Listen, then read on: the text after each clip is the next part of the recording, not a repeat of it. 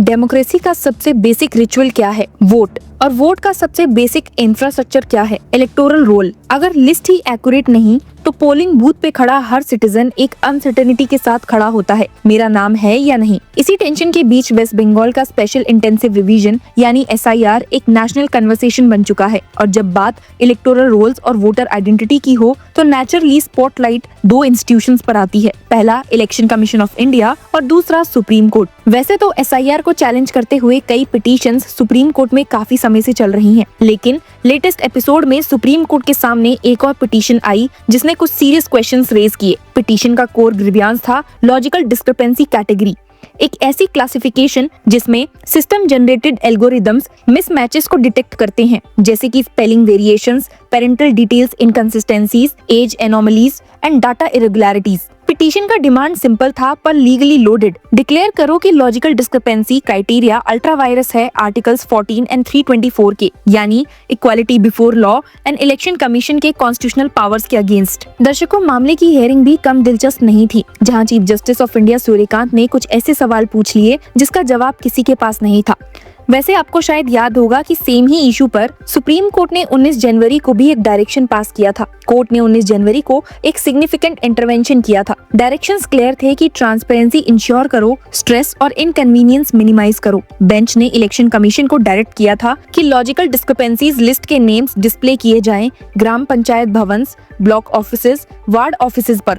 Logic simple था कि अगर किसी के राइट्स अफेक्ट होने वाले हैं तो उन्हें पता तो चले कि वो लिस्ट में है या नहीं। तो फिर ऐसा क्या हुआ कि फिर से वही मामला CJI के पास आ गया? आइए जानते हैं। Hello law lovers and justice seekers, welcome to Law Chakra. हम आपके लिए लेकर आए हैं कुछ बहुत ही exclusive. Introducing Law Chakra prime membership, जो आपको देगा exclusive access like never before. बनिए लॉ चक्रा की प्राइम मेंबर और अनलॉक कीजिए full potential of legal knowledge. अभी ज्वाइन कीजिए।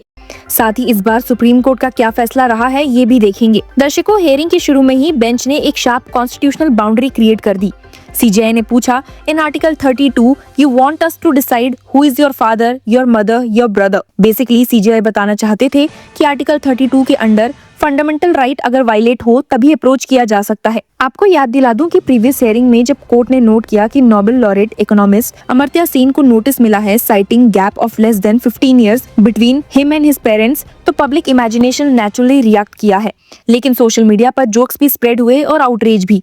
कोर्टरूम में भी क्वेश्चंस ब्लंट थे। जस्टिस जॉय मल्ल्या बागची ने पूछा था, how can 15 years age gap between mother and a son be logical discrepancy? He further slammed by saying that it is not as if we don't have the child marriages in the country. इस पर election commission का defence predictable पर important था, data integrity. अगर parental linkage impossible लगता है तो verification तो होगा ही। सीनियर एडवोकेट राकेश द्विवेदी ने पॉइंट आउट किया था कि कुछ केसेस में एज डिफरेंस सिर्फ 15 साल का था। कमीशन का यही कंसर्न था कि इलेक्टोरल रोल एक लीगल डॉक्यूमेंट है, उसकी एक्यूरेसी कॉम्प्रोमाइज नहीं हो सकती।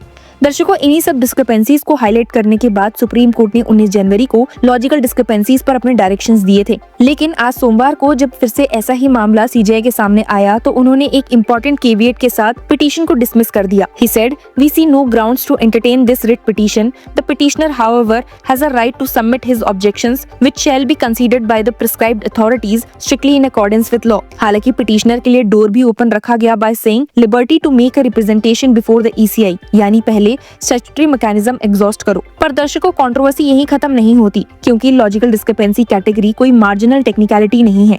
रिपोर्ट्स के मुताबिक 1 करोड़ से ज्यादा वोटर्स इस लिस्ट में फिगर कर रहे थे। ये नंबर सिर्फ स्टैटिस्टिक्स नहीं, ये पॉलिटिकल एंजाइटीज का फ्यूल है।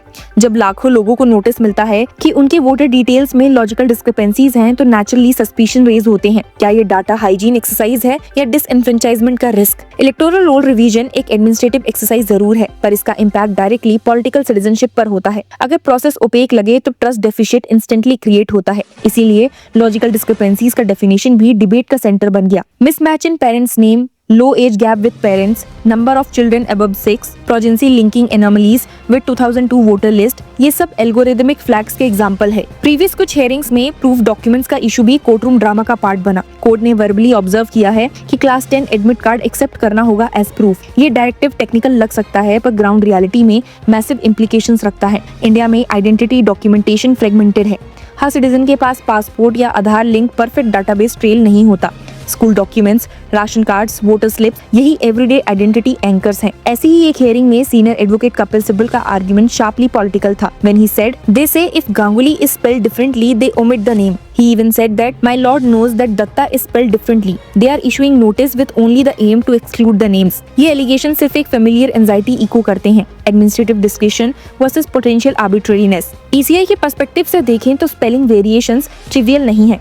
इलेक्टोरल डाटाबेस में डुप्लीकेशन, इम्पर्सोनेशन, बोगस एंट्रीज, ये सब हिस्टोरिकल चैलेंजेस रहे हैं। अगर गांगुली और गांगुली अलग एंट्रीज क्रिएट करते हैं तो मशीन उन्हें रिकंसाइल करने की कोशिश करेगी, पर जब रिकंसिलिएशन सिटीजन के लिए हैरेसमेंट जैसा फील हो तो परसेप्शन बैटल जरूर शुरू हो जाता है। व्हाट्सएप सर्कुलेशन कंट्रोवर्सी ने भी एक इंटरेस्टिंग इंस्टीट्यूशनल मोमेंट क्रिएट किया था, जब चीफ जस्टिस ने रिमार्क किया there is no question of running everything through WhatsApp, circular has to be issued. ये लाइन डिजिटल गवर्नेंस के इन्फॉर्मेशनलाइजेशन पर एक जुडिशियल क्वेश्चन थी। हालांकि जहां जुडिशरी में इतना कुछ चल रहा था, वहीं पॉलिटिकल रिएक्शंस नेचुरली एक्सप्लोसिव थे। अभिषेक बनर्जी ने कोर्ट के इंटरवेंशन को सेलिब्रेट किया था by saying that this is a judicial slap across the face of the election commission. Viewers, SIR controversy isolated नहीं है। बिहार रिवीजन के नंबर्स रिपीटेडली इन्वोक हो रहे हैं। 47 लाख वोटर्स एक्सक्लूडेड, ये फिगर्स इलेक्टोरल इंटीग्रिटी डाटाबेस को नेशनलाइज कर देते हैं। एक तरफ आर्ग्यूमेंट है कि dead, migrated, duplicate voters remove करना नेसेसरी है, तो दूसरी तरफ फेयर है एलिजिबल वोटर्स इनएडवर्टेंटली या आर्बिट्ररली एक्सक्लूड हो सकते हैं। डेमोक्रेसी में ट्रस्ट सबसे वैल्यूएबल करेंसी है। इलेक्टोरल रूल्स पर ट्रस्ट कोलैप्स हो गया तो इलेक्शन रिजल्ट्स की लेजिटिमेसी ऑटोमेटिकली कंटेस्टेड हो जाती है। इसीलिए कोर्ट्स रिपीटेडली एम्फसाइज करते हैं transparency, hearing opportunity, document flexibility पर। सुप्रीम कोर्ट का recent refusal to entertain article 32 petition भी इसी लार्जर कॉन्स्टिट्यूशनल आर्किटेक्चर का पार्ट है।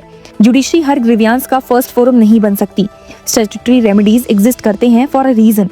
अगर हर voter list dispute direct Supreme Court आने लगे तो इंस्टीट्यूशनल पैरालिसिस इनएविटेबल है, पर इसका मतलब ये भी नहीं है कि जुडिशियल स्क्रूटनी एब्सेंट है। जनवरी 19 के डायरेक्शंस प्रिसाइजली ये शो करते हैं कि कोर्ट इंटरवीन करेगी जब सिस्टमैटिक फेयरनेस स्टेक्स हाई हों, पर वो माइक्रो एब्जुडिकेशन नहीं करेगी like who is your father, your mother. Supreme court का अप्रोच इंटरेस्टिंगली कंसिस्टेंट रहा है, neither blind endorsement nor blanket invalidation. Instead, calibrated nudges, publish names, allow agents, reduce tribal burden, accept common documents, formalize communication. West Bengal SIR controversy अब एक case study बन चुकी है। Algorithmic governance, constitutional law, electoral integrity, political rhetoric और citizen anxiety का intersection. Final outcome चाहे जो हो, एक चीज क्लियर है, इलेक्टोरल रोल रिवीजन अब बोरिंग एडमिनिस्ट्रेटिव फुटनोट नहीं रहा। ये डेमोक्रेसी के हार्टलैंड डिबेट का सेंट्रल चैप्टर बन गया है। और जब तक वोट इंडिया का मोस्ट सीक्रेट सिविक एक्ट रहेगा, वोटर लिस्ट का हर कॉमा, हर स्पेलिंग, हर लॉजिकल डिस्क्रिपेंसी एक डीपली इमोशनल, डीपली पॉलिटिकल और डीपली कॉन्स्टिट्यूशनल इशू बना रहेगा। डेमोक्रेसी की ब्यूटी भी यही है कि सब कुछ काउंट होता है। Stay tune with us to get all the updates on SIR hearings.